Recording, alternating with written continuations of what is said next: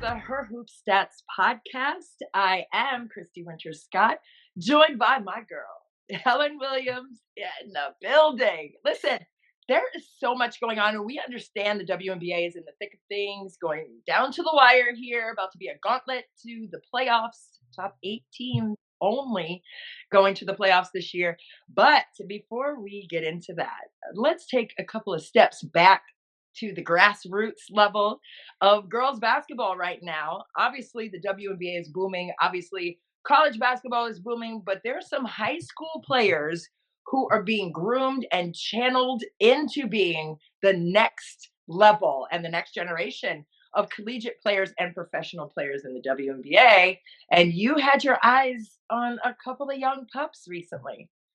Yeah, I got a chance to spend a couple days at Overtime Select. They bring the best girls basketball from the class of 2026, 27, 28 into one setting, and they play against the best competition. And the cool part is, like what you said, these are probably future WNBA players, so it's going to be nice in 5, 6, 7 years to go, hey, I saw them win. So it was great competition. I got a chance to see Sanaya Hall, who's going to Southern Cal. Man, she's just ridiculous. Class of 2026. I got to see the number one player in 2027. This little teeny tiny kid who's tiny but mighty. Her name is Kalina Smith, and she's a point guard, and she is the truth. So remember that name. I'm sure she's already been offered by colleges, but it was a great experience. They were so nice to me. The hospitality. I toured the facility, and the stuff they have there is just like the pros. I mean, the training staff, the doctors, the technology they use in the practice gyms. It was just, man, it was just really good to see that. So thanks to Joseph Feldman and Whitney Bell for their hospitality. It was really fun to watch. Oh, that's amazing. Where exactly were you for that? So this is in Atlanta. Okay. They have their own facility, and they're known for they started it with the boys with Overtime Elite, but last summer had their first session for the girls. So it's like over 3 weekends. The kids come in on a Thursday. They play games and leave on a Sunday. They do a little bit of education too for them. So it's a really good environment. And for somebody like me, like you and I both do television, so it's really nice to see these kids. And once they commit to teams, when I'm doing a game, I have some context when I can say, hey, next year Sanaya Hall's coming to USC, and this is how I think she might fit with her skill set and things like that. So Right. a bit of selfish reasons for going to watch too, aside from the fact I just, I wanted to see some really good basketball. Yeah. Oh, no doubt about it. And that's the best way, right? Because iron always sharpens iron. And when you're seeing these young kids go out there, you're talking about they're the truth, right? They're out there playing against some really top tier competition. Yes. Or were there any other players that stood out to you that are coming onto the scene in 2026? I know you mentioned one that's going to USC, but were there any others in that class that stood out? Yeah, there's another kid. Her name is let me find her. Her name is Olivia. I can't remember her last name. She is number 2 in the class of 2026. Give me a moment. I'm going to move out of camera range and go get my list. Oh, okay, yeah, go get it. Oh, we're still right here. Oh, hey, y'all. This turned into it. Instagram Live. How are y'all doing? Oh, here she comes. Yeah, there we go. All right. I meant to have that here, but I forgot. But yes, her name. Not to throw y'all off, but she just did that so we could see the Wake Forest. That's all that was. Oh, is that what it was? Well, yes, and we're going to talk about De'Erica Hamby today. I was lobbing you up. I can't wait to get onto it. I always the shirt, the hat, the bobblehead. Now I am always going to be repping for Wake Forest. I don't care. So yes, BMAC. That's funny. Okay, her name is Olivia Edwards. That's right. I couldn't remember her name, but she's like the number 2 player in the class of 2026. 6'2" kid, can handle the ball, post player. She's going to need some work, obviously, with strength, but just a tough kid. Kate Harpering, who just committed to North Carolina. Whew, they got a good one. So it was just kind of nice to see the young players, and it's going to be great to keep up with them while they're matriculating through high school and going through this whole recruiting process. And with Overtime Select, it's an opportunity for them to grow their brand too, right? That's what it's all about these days. So was really fun to watch. Yeah, is Edward's sister at South Carolina? Is that her younger sister? I think so. Yes. Yeah. When you said that, I was like, I think they're sisters, and I Yeah. remember, So yeah, behind her. Okay, yeah, fun. Just yeah, fun to watch. Fun yeah. to watch. Oh, and you said, Harpering. Her father played Played at, at Georgia Tech. yes, okay, Yeah, she is, yeah, and that's the other cool thing too, is now you're starting to see these really good women's basketball players whose parents, whose dads played in the pros that are, going through all the colleges, and they have tremendous basketball IQ because they've grown up around it, and yeah, some mothers who played in the WNBA, you're starting to see their kids, yeah. do really well. So it's you start to see the different generations, and that's fun. It is super fun, and I saw Harpering at. Well, she was on an official visit when I was doing a game, and I was talking to Matt Harpering about, how she has just been fantastic at the high school level. Obviously, it was last year, so she was being heavily recruited, but apparently she's a striker from the outside, like daddy. Oh And my god. But so, she's got some game going to the hole too, and that pull up with mid range. You watch her, like she's a complete okay, player. She can score from all three levels. So the rich are getting richer. yeah, well, The ACC better watch out. yeah, no, I heard she's a striker. Yep, like her papa, and I love it. And all three level striker, but for sure from three, like Yeah, cashing it out. I love no that. doubt, no Yeah. doubt. So that was an Adidas function, right? Like that. Yeah, yeah. They're sponsored by Adidas. Okay.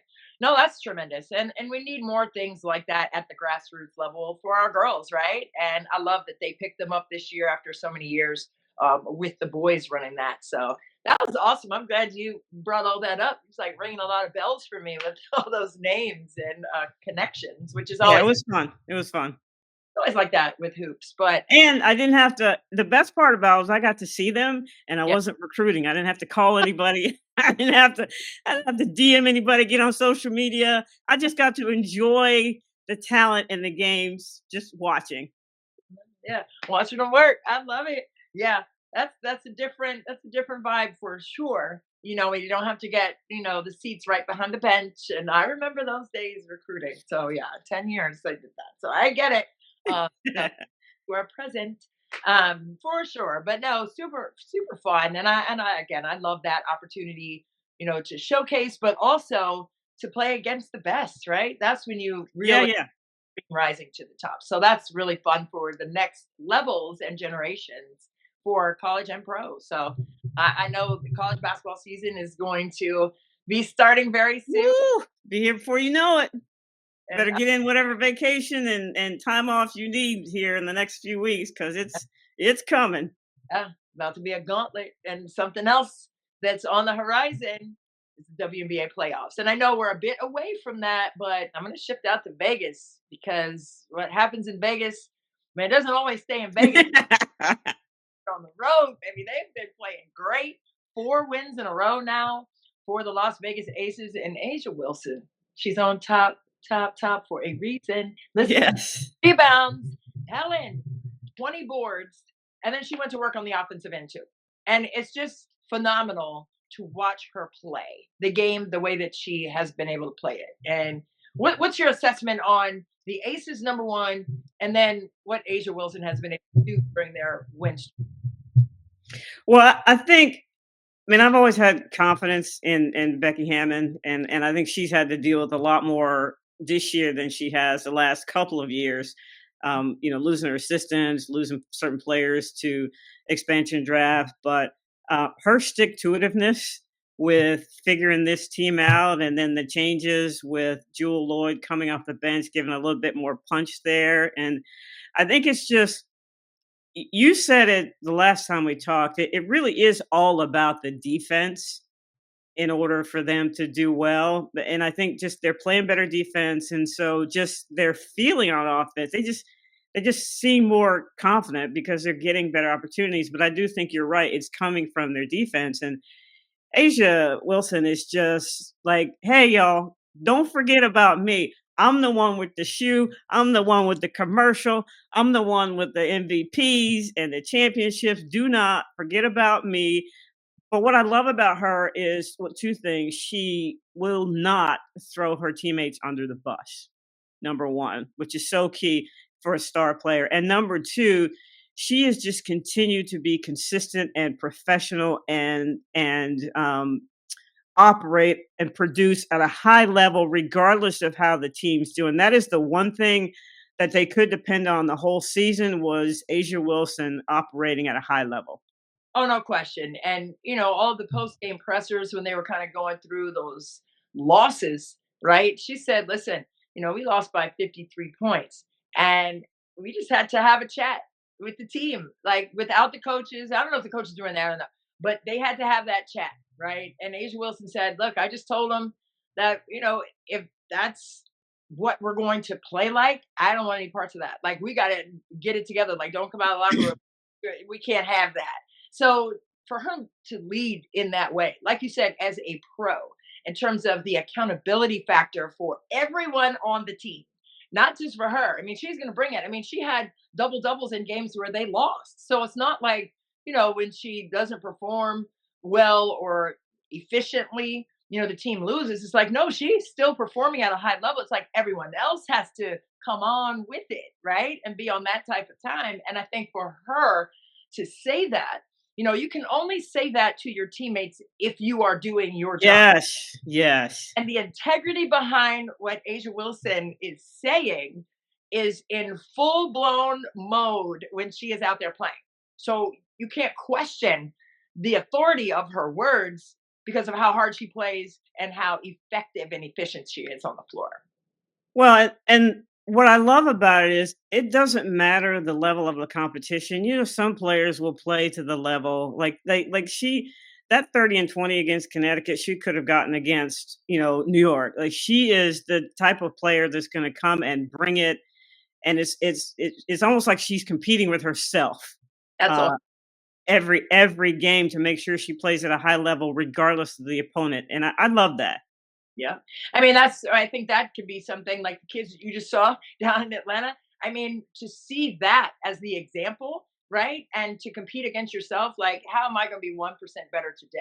Right. And whether we have practice or a game, how am I leveling up? Every single time I touch the floor with my 10 toes, I'm bringing a level of competition with the mirror. Like, that's who I'm fighting against. Right. And I think there's so much of a great example of that from Asia Wilson for the next generation of players to see that's what it takes, right? To be successful, whether you win or lose, you're still gaining, right?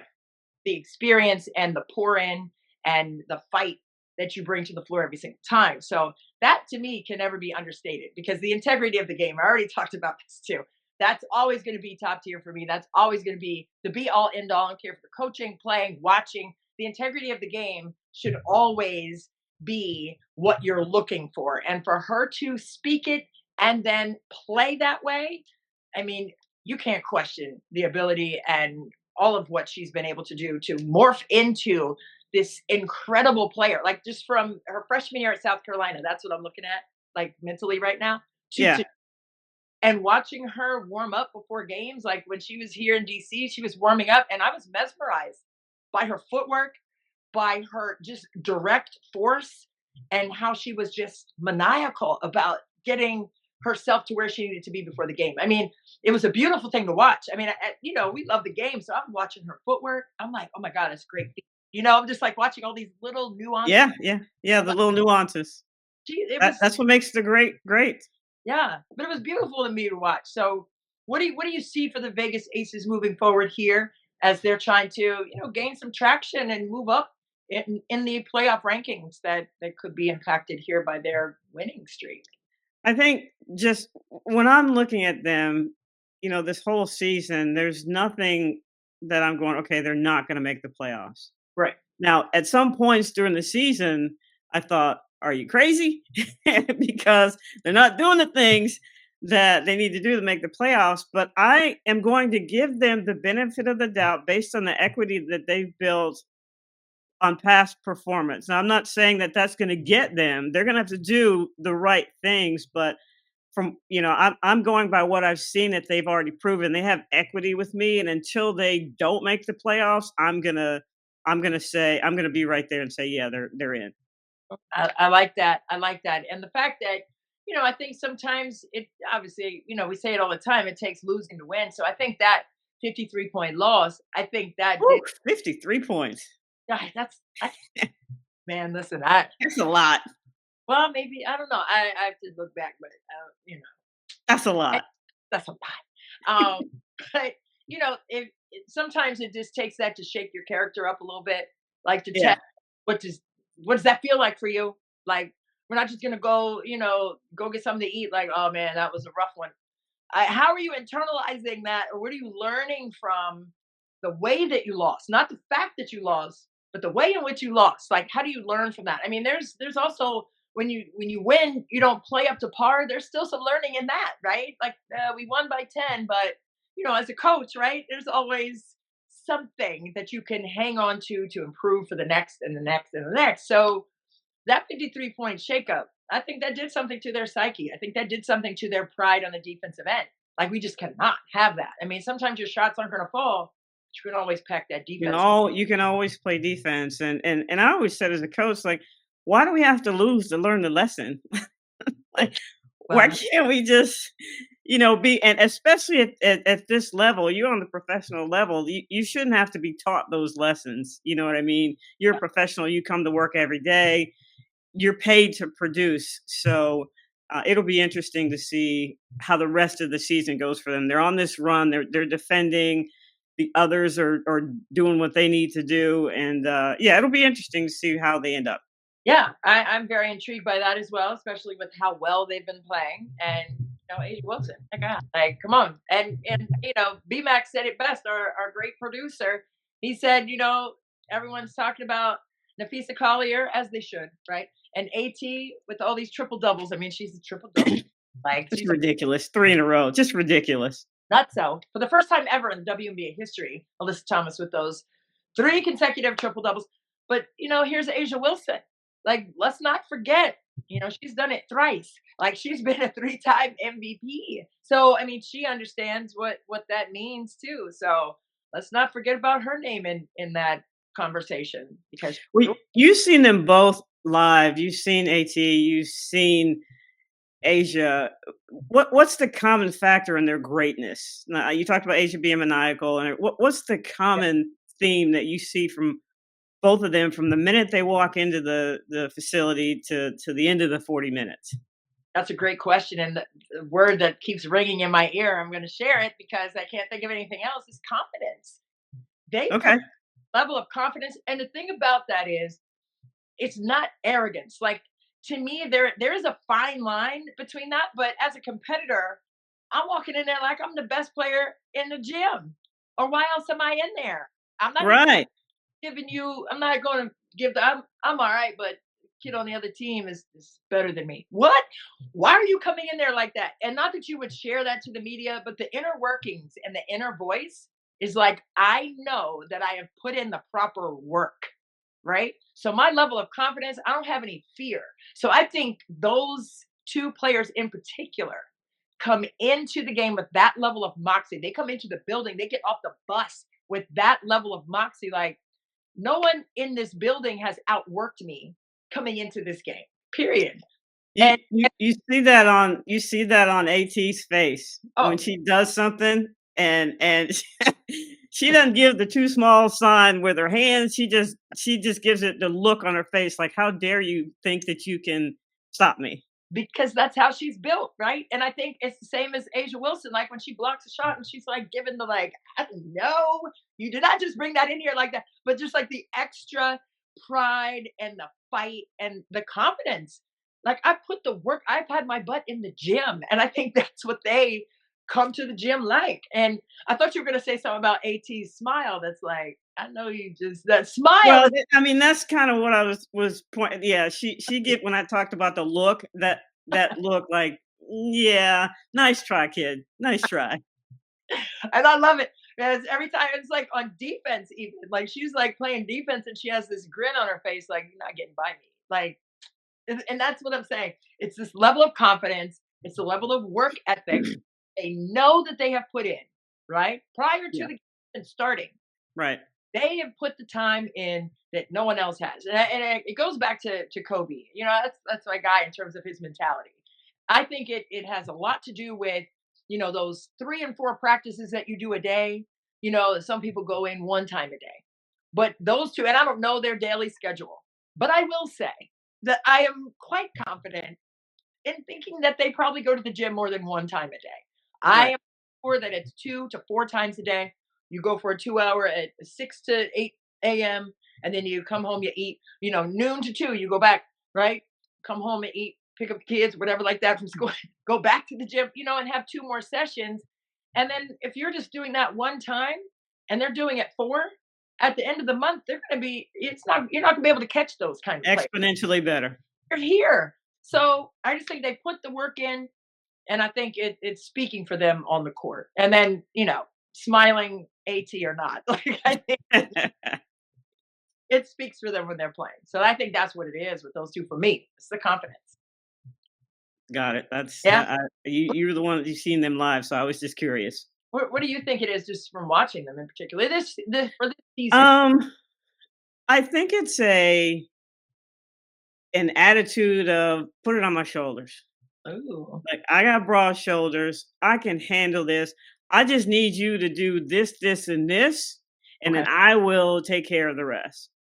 I need you to do this, this, and this, but I got it. It's on me.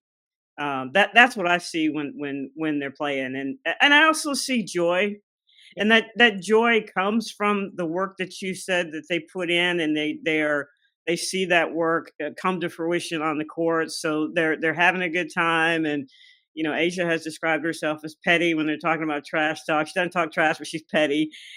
So she enjoys it when AT smiles. She enjoys it while she's out there getting these triple doubles. Like it's not it's not a big thing, or it's not normal. And Yeah. certainly 3 in a row is not normal, but they are enjoying the process and enjoying the fruits of their labor. Yeah. No, that was profoundly perfection right there. And they are enjoying it. And their teammates are enjoying it because they know who they are for the team. And I think that's another component to their success as well. There's a reverence and a respect from the coaches, obviously, to go to them and through them, but also to understand and trust that they're going to be consistent with it. And every game, every practice, you can hold them accountable. They can hold the team accountable, but there's just, as a coach, you want to have those players who are consistent with it, right? And then again, you can have the integrity behind the words. So I just think that it's been really fun to watch them perform. And you never know what the playoffs may look like. That could be something, that we could see. That matchup in particular could be something. So I just think it's been interesting. Well, let's move it down to Phoenix, since we were talking about AT and how they've been playing, and Bonner, picking up her offensive production within the team there in terms of the chemistry that she had to garner being placed in there midstream in the regular season. Yeah, it's always when you bring in a new element, Right.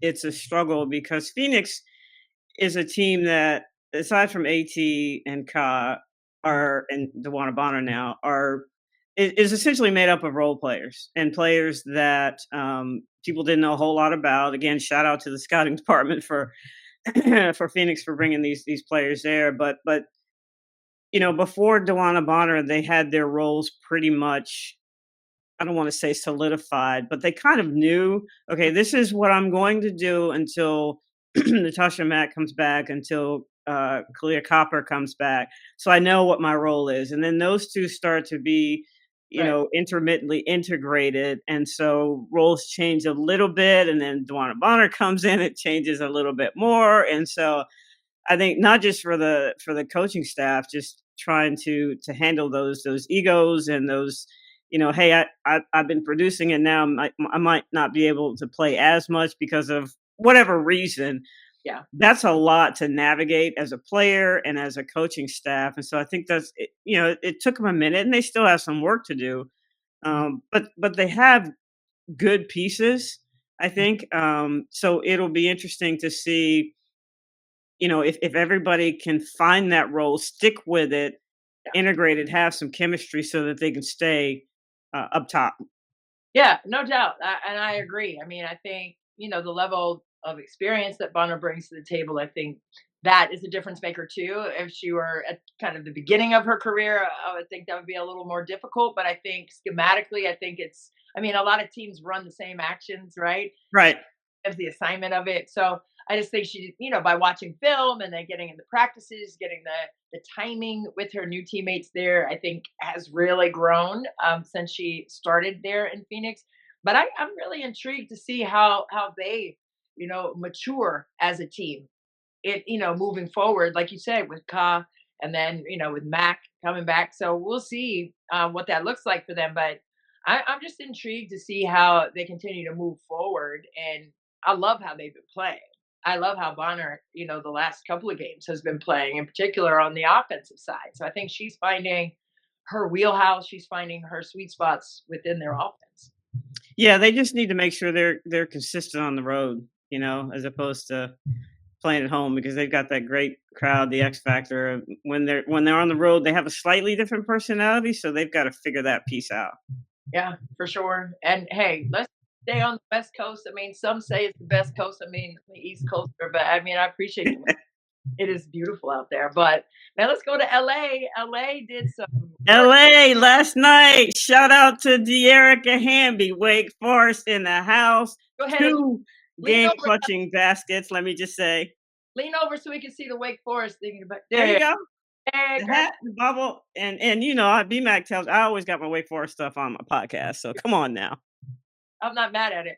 But De'Erica Hamby, oh my gosh, she got busy, and the clutch gene that she possesses. I think her play has been incredibly consistent. I saw her numbers over the last several games, and it's mind blowing, right? To see how consistent she has been with the percentages. It's not just gaudy point total, right? It's how effective and efficient she's been with her offense for LA. And now they have Cameron Brink back, who had 5 blocks the other night, not the last night's game, but in a previous game. So now they have a rim protector defensively. De'Erica has her rookie back from from last year being injured, but then now she's back. Yep. How has Cameron Brink impacted and kind of unlocked De'Erica Hamby in a lot of ways, like not just on the offensive side, but also defensively? Well, I think offensively she's given her space. De'Erica Hamby's really good off the dribble, as you saw last night, but you got to have space for that. You got to have you got to pull those post players out enough. They're not going to go all the way out to 3-point line with her, but far enough to give her some opportunities to get downhill, and then also to find some mismatches when she's in the post. I think she's done a good job there. And then it's always nice to know you're doing your best, but if for some reason somebody gets their shoulders past you, here's Cameron Brink, who's a lot stronger than she looks, and a lot meaner than she looks, when she plays. So I think it was a mental lift for them to have her back. I think her first basket was like a 3-pointer in her first game when she came back. So she's just so versatile and spreads the floor, which is the perfect type of post player for Lynn Roberts' offense. Yeah. And they've scored like over 100 in like 5 of the last 7 games or something like that. That doesn't just come from the offense. That comes from playing really good defense to give yourself some opportunities for offense. Yeah, no doubt about it. And they want to get off the floor. I mean, they want to score quickly, even if it's not a steal and score or rebound and push ahead pass in their secondary offense. I think the pace that they play with is mind boggling for opponents because you're in retreat mode. You're trying to sprint back and they're already at the cup. So it's like their push ahead, it's like a 2-pass fast break and they're out of there. And even if they're in the quarter court, I mean, they want to score early and often, within the first 10, 15 seconds, right, of the shot clock. They're not taking it all the way down to the end of the shot clock unless they're being, in a stranglehold with what they're seeing on the defensive side from opponents. But they want to score quickly in early actions in the quarter court. So I think that's why they've been able to score over 100 points, like you said, over the stretch several times. But, for Dearica Hamby right now to do what she's doing, I mean, she's been sixth player of the year before, so she's played a lot of different roles, whether it was at Wake Forest, but in the WNBA, she's been a role player, but now she's at the top of the list, right? She's their go-to player. That's who you think of when you think of LA, outside of Kelsey Plum, obviously. But with Dearica on the glass, with Dearica defensively, and the hustle plays and the steals, I know she's in top 5 in steals. Like, her ability to create offense for the team because of her defense specifically. What do you say is her best strength on the defensive end to get that motor running for the Sparks? Well, I think she is a very intelligent player. And I think people don't, how should I say this, understand how important that is on that end of the floor. We talk about basketball IQ, and most people think of offense, but I think just the time she puts in watching film, and now she obviously has the physical abilities, but she can guard smaller players, and just has a nose for the ball. But that takes basketball intelligence, knowing your opponent, KYP, know your personnel, and I think that's a big part of it, in addition to her physical gifts. Yeah, no doubt. And going to Kelsey Plum, right? What do you think? AP. Yeah, what do you think that's going to look like with Plum Dog out there with her? They didn't have that dynamic last year, right? Because this is Plum's first season with LA. Yeah.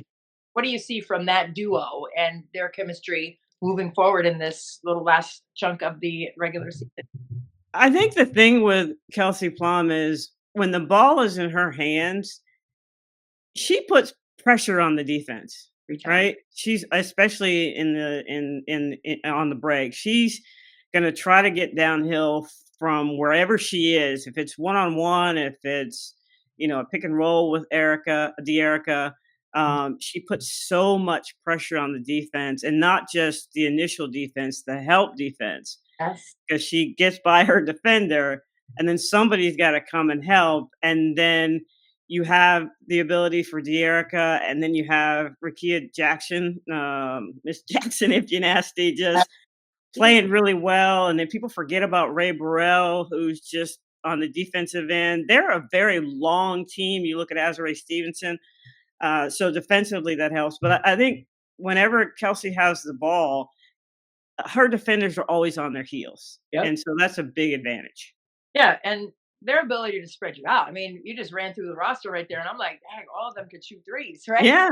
All, like, Ray can shoot them, Rakia's knocking them in, Plum's knocking them in. And Azurá Stevens has been knocking in threes at a career high clip. So I don't know. I don't know.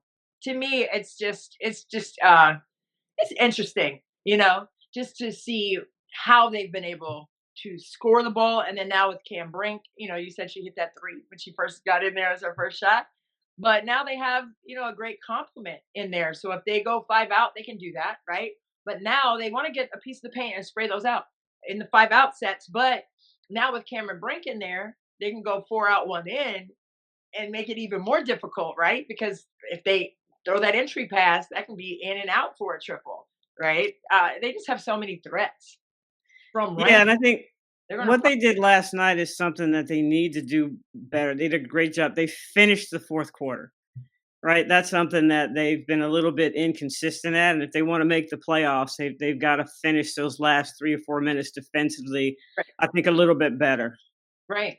Yeah. I mean, it came down to it with Seattle. And Seattle, is a team that has lost some really close games as of late. I mean, including that one to LA. What's your assessment on Seattle right now? And moving forward, what do you want to see from them? Brittany Sykes, she had a game last night, and Dominique Malunga, a couple games now over 20 points. You can just see her being, more confident. And when I look at them, I'm like, what's the one thing that they need to do? And it's the C word, it's consistency, but at everything at the same time. It's like they'll have a good defensive game, but then they won't shoot well. They'll shoot well, they won't have a good defensive game. And just they've got to be more consistent putting full games together on both ends, because there's no denying that the talent is there. Yeah. With the core players, Brittany Sykes coming in, I thought fitting in really well. And I think Malonga's done well. Agwumake is going to be Agwumake, and Skylar Diggins. So they've got the talent. It's just I don't know what it is, and it's frustrating as a coach because I'm like, okay, I want to point to this, do this better, and you'll win more games. But it's just being consistent on both ends of the floor more consistently, if that makes sense. No, absolutely. Absolutely. You just need it all to combust at the same time, right? And for them, they have the experience. And now with Sykes, another dimension defensively. Obviously, I mean, she had a monster block right there at the Oh rim. yes, that was beautiful. I was Yeah, screaming when she made that. I was like, "Oh my god!" same. I mean, I've seen it. I've seen it, for the last 3 years here in DC. So, I think that trade was very interesting, for Seattle to see what they thought they needed, right, Yeah, for this next push, um, into playoff seeding and etc. But Skylar Diggins, like the way that she sets the table for them offensively, she's been doing a tremendous job leading them in assists this season. What do you want to see more from Skylar, and not necessarily more, but what do you want to see from Skylar moving forward? I would like to see her have to handle the ball a little bit less and Okay. get a little bit more opportunities off the ball to score and not. I don't want to say worry about that, but obviously she's the head of the snake and she starts the offense. But if she could just, have opportunities to be a little bit more free to Mhm. roam around, I think that would be interesting because she's obviously a very skilled player and she can shoot threes, she can drive to the basket. So it would be interesting to see if she would have that opportunity. Yeah, I mean, I know, like we said, she's leading the team in assists, but let's not get it twisted. I mean, she's a bucket. But let's understand what she's there to do also. And not this is no slight, Noah Quinn knows I love her. So hey Noe. But and Pokey Chapman too, those are my girls. But when you're looking at the ability for Skylar Diggins to attack the cup, I mean, her cup game is top tier. Like Yes. lead the league in free throw attempts because she was put pressure on the rim. Like she can attack and get downhill. So it's not necessarily bring her off a long run, pin down off a horn set in the corner and bring her off. It's like maybe, you know, with her with the basketball in a horn set, let her get a rub screen at the elbow and turn the corner and go to the rack. Like, Yeah, get her in some space. Do things to get her in some space so yeah, she can attack the rim that she's really good at. And plus she's freaking mean and competitive. Like I would hate to play against her, but I definitely would want her on my team. But yeah, just giving her opportunities to operate more in space. yeah, absolutely. Everything that Skylar Diggins says on the outside was me as a player, but it was all inside. So I appreciate her. Times 1,000, go mama. No, I love that. But she plays the game with such intensity and grace, right? And you can, Yeah.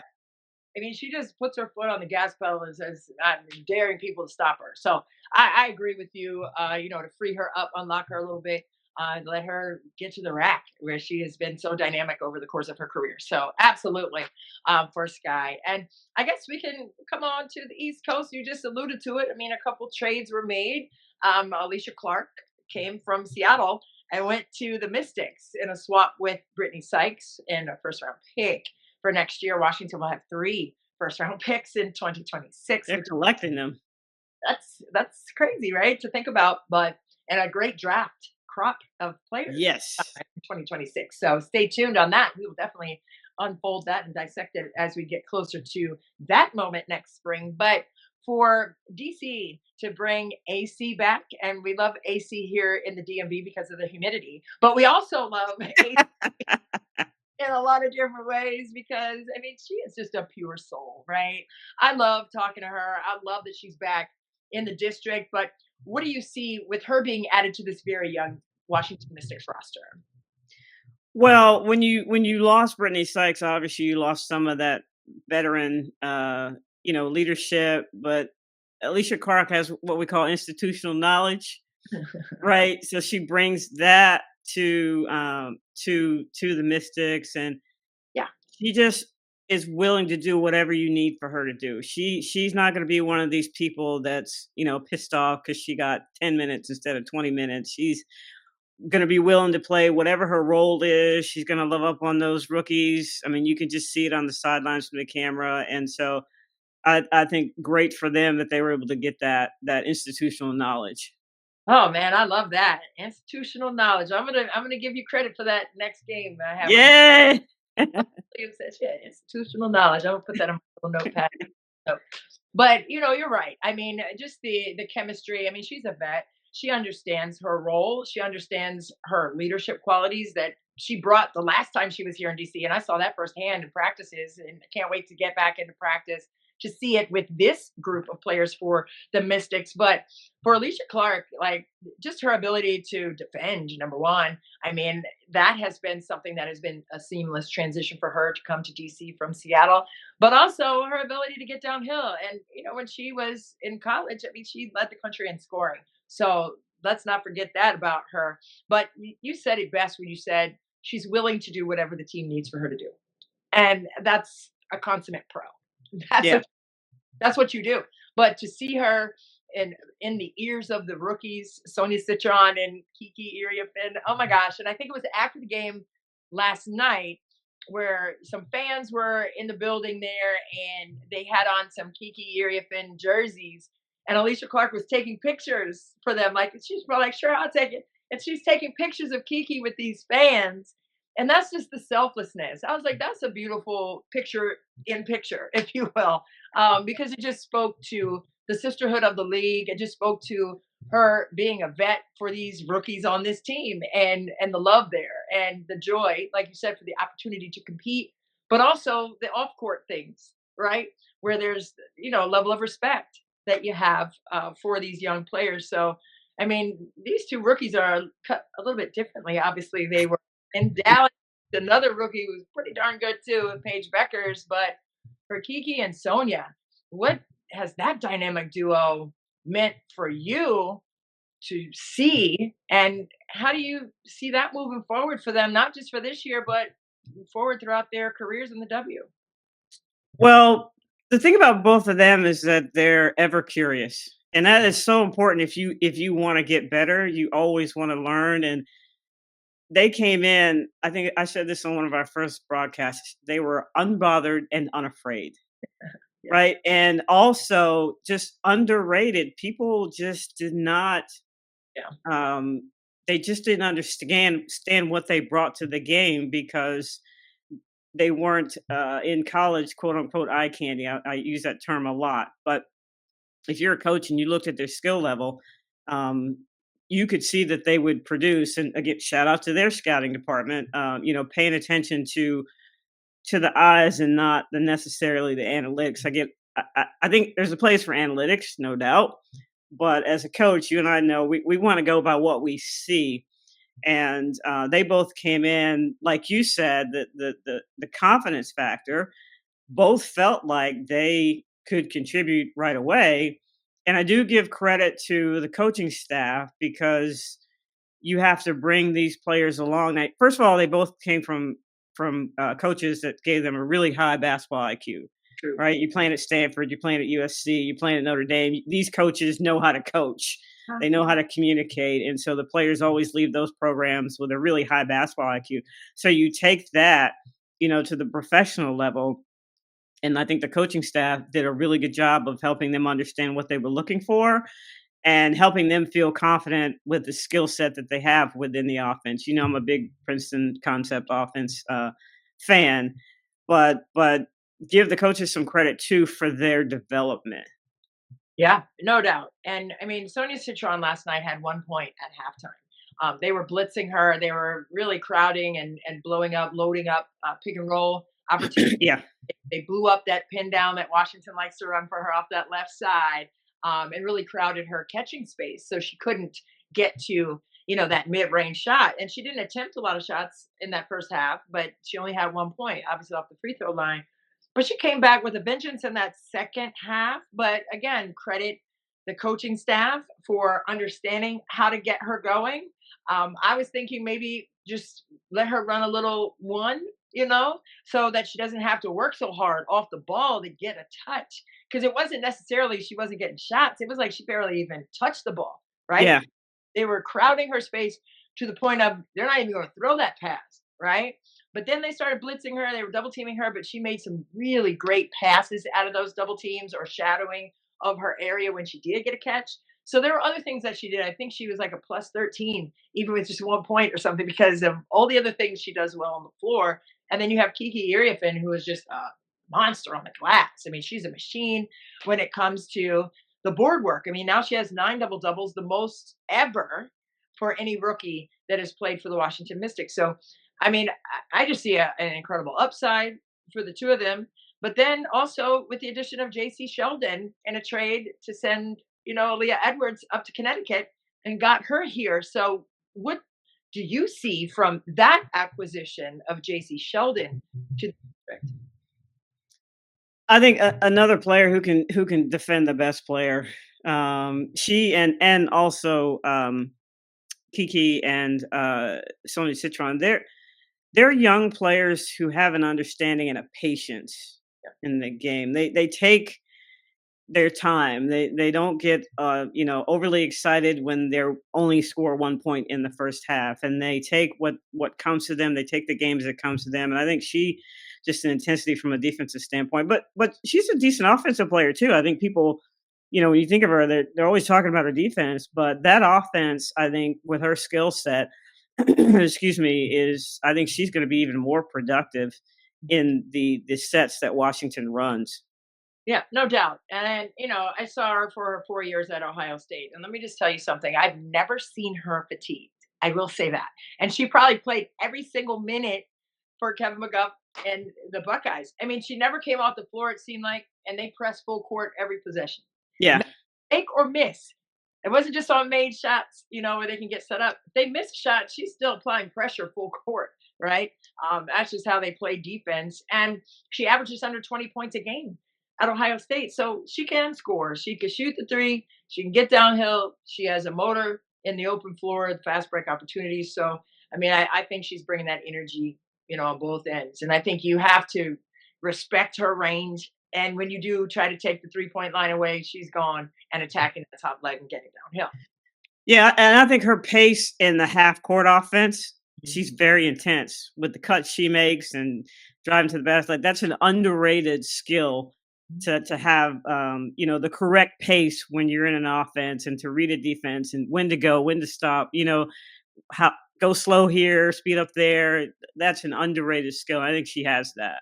She has that, and while you were speaking, I was picturing Sonia Citron in that same wheelhouse. Yep. Off the ball, the thought process, right? And they were trying to get that pin down at the foul line for her. They like to run that. I think it was an out of bounds play and try to bring her off the top. And they overplayed it defensively. Dallas did, and she was like, "Okay, you're going to overplay it. I'm going to reject that action and go back door." And she got an easy bucket. So I'm like, there's always that thought process, and it is an underrated skill. Like, you have to think the game in milliseconds out here. Yeah. And for them both to be super young, JC's that's the thing. The Mystics, watch out for them. Like, this was a year that nobody expected anything, but they are young and they have draft picks and 80% of the league is going to be free agents next year. So it's going to be, I can't wait to see what they end up with for their 2026 team with all that draft capital and the free agents, because it is now a place, I think, where people would want to go play. Yeah. Right. They look at that offense and they go, it's spread out. I can get points. I can get touches. Like, it's a place where people are gonna want to go play.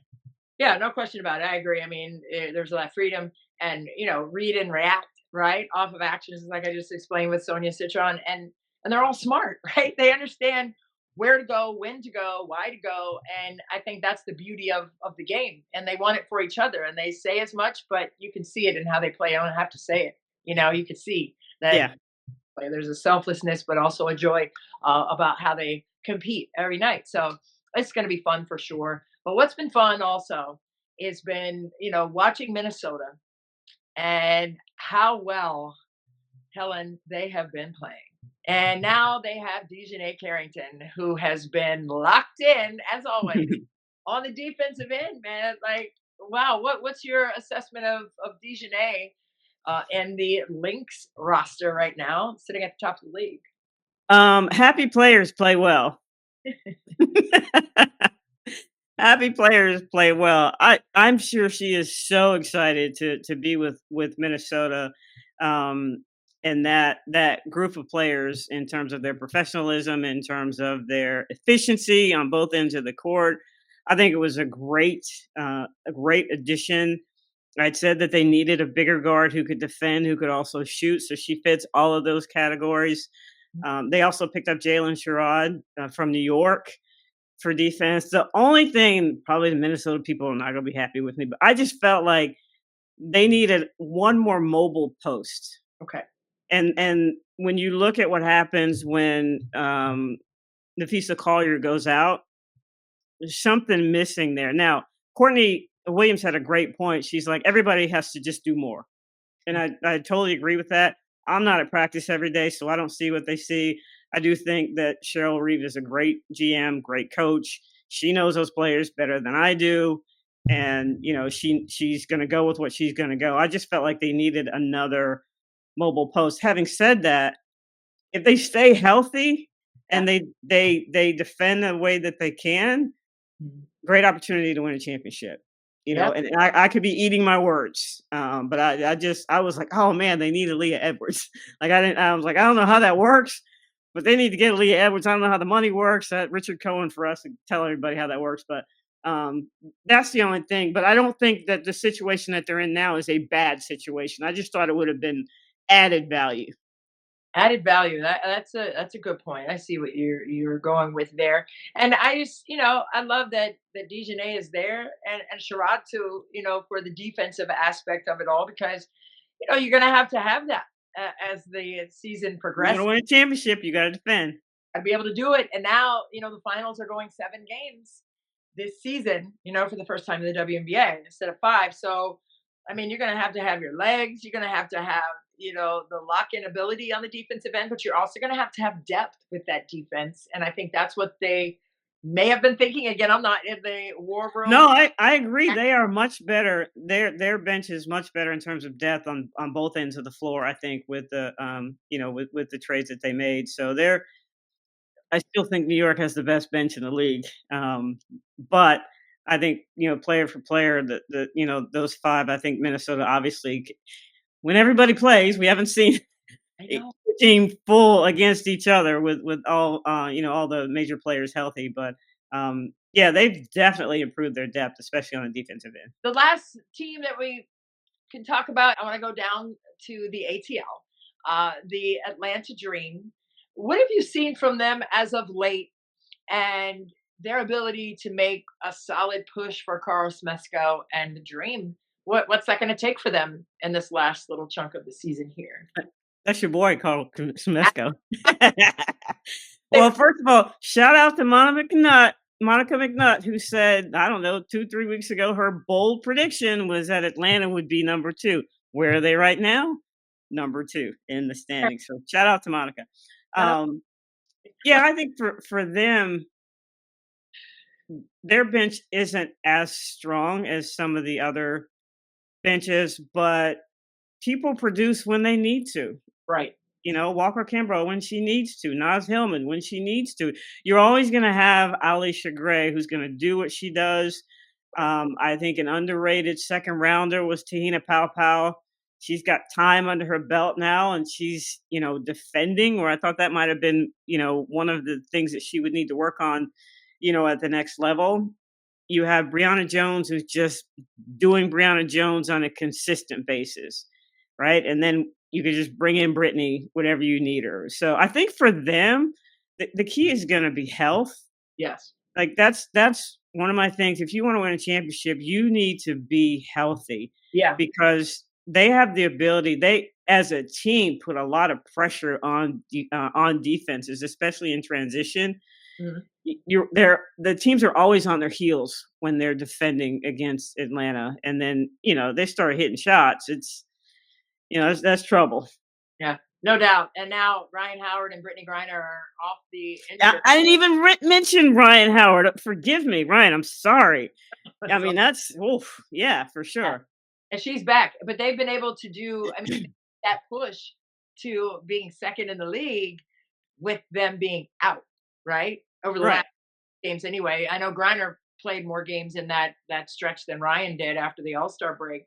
But with Ryan and Griner back to the mix, and also with Naz Hillman's ability now this season to stretch the floor from three, go Naz. I mean, that to me, I mean, every player has added to their bag. Every player has added to their assets for the team and how they can impact it. So, I mean, that to me is going to be intriguing as postseason looms. And I know it's like a couple weeks away. I get it in positioning and all that stuff, but I mean, Atlanta is one of the teams that I don't think is being talked about enough.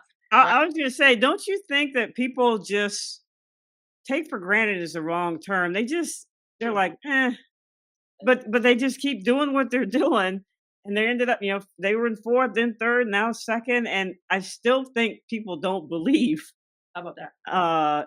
In Atlanta, and I think that's they got a little chip on their shoulder. Alicia Gray, why is she not in the MVP conversation? She's just been ridiculous the whole season. You can't stop her. I don't care if you know where she's going left. You can't stop her, and I just feel like they're there, but people are just like, Right. and I think it's people are gonna eat their words. They're gonna be there at the end. Absolutely. Absolutely. And I think, Carl Smesco, I don't know if he's been asked about that point, but I think just knowing him a little bit, I don't know him a lot. I know enough. I know that he probably prefers it that way. Like that's Yeah. right. Like don't talk about us. We'll see you all when it counts, for the playoffs. And then you're gonna talk about us. Like we And don't then need. people are like, "Oh, Atlanta's really good." Well, they've been good the whole time. And I think he's in the run, and not because we coach together or whatever, but I think his name should be in the running for Coach of the Year because he's put these pieces together, and he's got Bree Jones shooting threes, Griner shooting three, like they're spread out. Like I'm like 6'9" Griner pulling triples. That's a nightmare for opponents. What in terms of how you want to defend, you think you need to take away the inside, but they're shooting those threes, and same for Nas, right? Right. Take the pain away from those three players in particular, but they're going to pull a triple or they're going to make the proper swing triple for the team pass. So I just think he's got them playing with a high level of discipline, and I think Atlanta is going to be one of those dark horse teams that's all right. We're just going to keep pecking your leg like a duck. That's you don't feel it until you do it like 400 times and you're like, oh my god, like what is that on my leg? Like 1,000 paper cuts, right? 1,000 paper cuts. You're not gonna feel like the first 3 or 4, but you're gonna feel the one that's like 99, 100, 101. Get off me. And that's gonna be Atlanta. That's what I think. But it's gonna be fun to watch. That's gonna be fun to watch to see how they get themselves to the playoffs and beyond, right? Maybe some extra extended time in the playoffs from them. Oh, I think that they'll definitely get out of the first round. Yeah. Yeah, Yeah. for Yeah. sure, for sure. Then it'll get interesting. You said what? I said then it'll get interesting. Oh, absolutely. Absolutely. I know we've been on this thing. We could probably sit on here all day and BMAC's like, "Are you guys done? Come on, I gotta go eat." I gotta go. But no, hey, it's always a pleasure. Tell people what you're up to, like any more of those kinds of grassroots things you're going to before the summer is over, or what's up for you in the next. I'm taking care of me for the next couple of weeks. Trying to relax a little bit. Besides doing this podcast, I'm trying not to do a whole lot. Self-care is important, so I got to be ready when when the fall gets here. So I'm just trying to be chill here for a while. Yeah, that works for me for about an hour, and then I need. I know you can't sit still. I know you. I try. You got to have a million things going on. And if I don't, I'm gonna find something to do. I can't sit. I can't. It's just not in my DNA. I can't sit and lay down and watch a movie. I can't. I got to be on the move. I got to be outside, and when I say outside, it's not the outside the college kids say, like the outside. It's not that. It's like just outside. But anyway, it's always a pleasure to catch up with you, my friend. Oh my God. Yes. enjoy your Wusa time because we'll be getting busy very soon. Yes, for sure. And you try to take a little bit of time too, just a little. In a skosh, and I mean, probably very little time. But be fine. I'll do it. But B-Mac, we appreciate you producing. My friend appreciates you. And his nephew Aiden, we talked to him beforehand. So join his YouTube page. And yeah, we'll see you guys next time right here on the Her Who Stats podcast. For Helen Williams, I'm Christy Winter Scott, and we will see you next time.